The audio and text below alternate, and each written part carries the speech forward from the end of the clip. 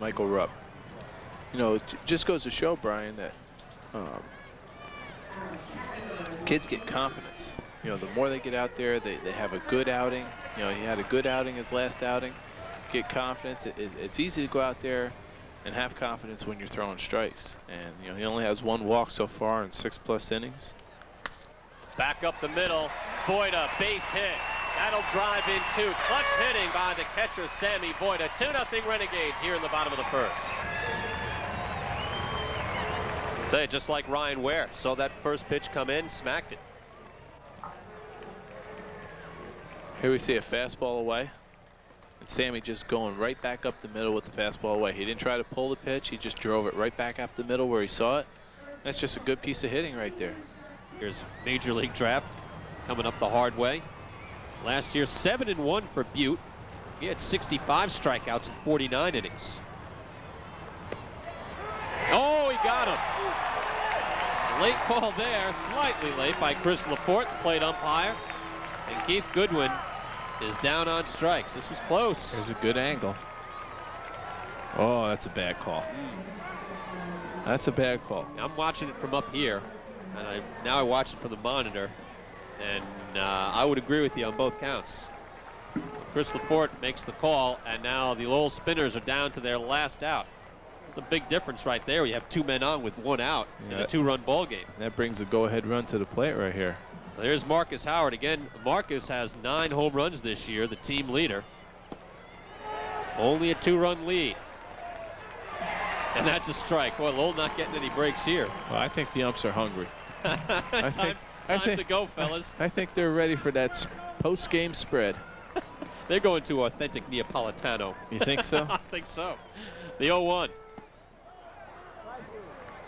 Oh, I remember last year, the last game we did, which was the season finale, there was a controversial double play to end the game where I didn't think there was any way they got him at first base, and we looked at the replay, and sure enough, they didn't. It was end of the game. That was it. Ooh. Oh, man. Drop that down, and it's 1-2. Lowell down to their last strike, and the Renegades looking to wrap things up on a positive note for 1997. I'll tell you what, here's a good feeling when you're pitching, you hear this noise. The 1-2. Oh, now he got him. Sam Voita brought it back in, and Chris Laporte makes the call. Number 1, can I get a bat? Can I get a bat? Have a gem in him in AAA. Speaking of catchers, here's Sam Voita to face Barry Fennell. Well, it's going to be a tough way to get up there, though, when you have Todd Hundley. Oh, of course, but, you know, the one thing in Charlie's favor is the fact that, you know, he's already been sent down from the Major League camp twice. So now, you know, you only get 3 options, and after the 3rd one, you become a free agent. So they're either going to have to protect him, or they're going to lose him. Sam Voita smoking one back up the middle, base hit for that hot hitting catcher. Voita hitting 300 now, 2 for 4 last night. He just ripped that.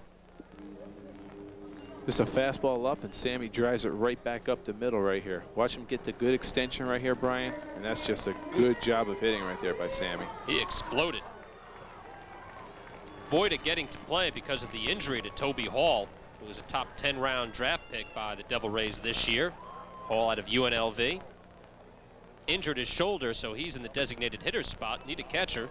So you got Chad Spear and Sam Voita getting more of a chance to play, and Voita making the most of it. See Hall there hitting just 241.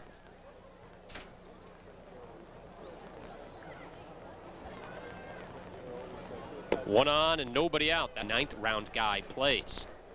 You know, getting back to Barry Fennell, you know, it's good to see these young pitchers mixing pitches up well. He threw a good changeup the first pitch, and then he busted Toby in on the hands with a good fastball. That makes your fastball, when you throw a good changeup like that, that makes your fastball look about 5 to 10 miles an hour harder than it really is. Voita leans off the 2-2, and he's done. Pulled the string on him again, Brian. That takes confidence, doesn't it, Joe? I mean, to throw that and just leave it hanging out there. You got to fool people, and he does it. Well, there's no question he has the good arm speed for this. That's a curveball. That's a curveball right there.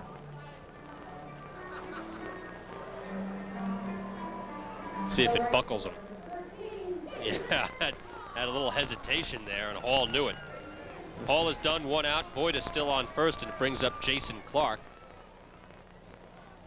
Fennell again, just 1 and 6 this year. He's going, and he's in. Oh, Sam Voida stealing a base.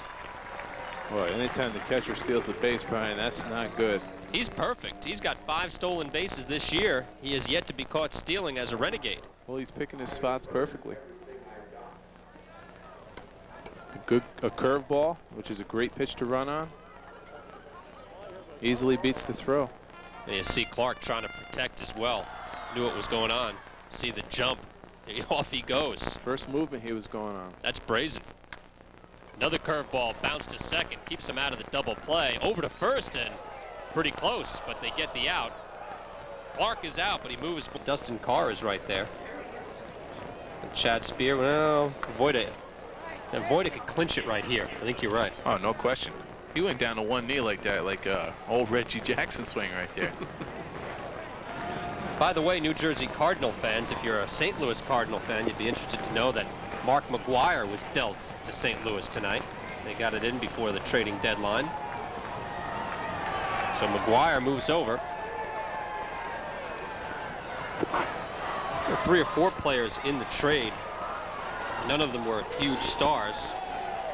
Actually, there we go. T.J. Matthews, Blake Stein among the players traded for Mark McGwire tonight. McGwire is a free agent after this year. That's why it's not a blockbuster trade, because McGwire will probably be moving on after the end of the season.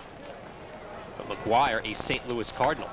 This ball hit into left field, smoked, and it's in. There's our extra mark player of the game. And extra bases for Sam Voida. It will score a run.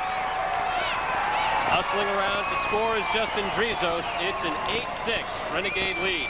4 for 4, Sammy Voida.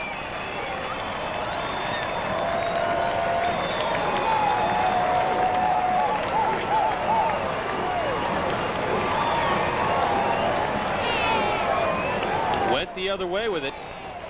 Voida can do no wrong. 3-1 to Sam Voida. Smack back up the middle, base hit. Voida 2 for 2 now, double and a single. Justin Drizos, Toby Hall up for the Renegades. Well, you know, Joe, you've got the #1 draft pick, or top guy in minor league baseball and professional baseball, J.D. Drew, who is still waiting to be signed by the Phillies. Now he's with the St. Paul Saints, owned by Marvin Goldklang, the owner of the Renegades. What do you think about that? I mean, he's holding back his agent, Scott Boras, wants $10 million. He wants Matt White sort of money. The Phillies have already offered $2 million. It's got to be tough to turn down. I wouldn't turn it down, I know that. I mean, granted, Scott Boras is trying to get as much money as he can for JD, but I mean, the bottom line is JD needs to start his professional career, and you know, the longer he waits, the worse it's going to be for him. Marvin Goldklang owns a bunch of minor league teams, already a minority partner in the New York Yankees as well. J.D. Drew is playing independent baseball, and they were trying to use that as a ploy, saying, well, now that he's a professional baseball player and he's outside of the major leagues, now he's a free agent. Major League Baseball changed the rules to eliminate that loophole. Foul back, 1-1. The Matt White loophole? No, not the same. They tried that loophole as well, and that loophole, and we're talking about Matt White, the pitcher for the Renegades now, where he was, I believe, the #6 pick in last year's draft. It would have been #1 if teams weren't afraid of his signing bonus. #6 pick overall, but in the player's agreement, you have to send a contract to that player within 2 weeks. And it's something that's rarely done, as this ball is hit into left field and hit hard. On the run, a diving play by Noah Hall, but it gets away. Voida going into second base, and he'll go in standing up.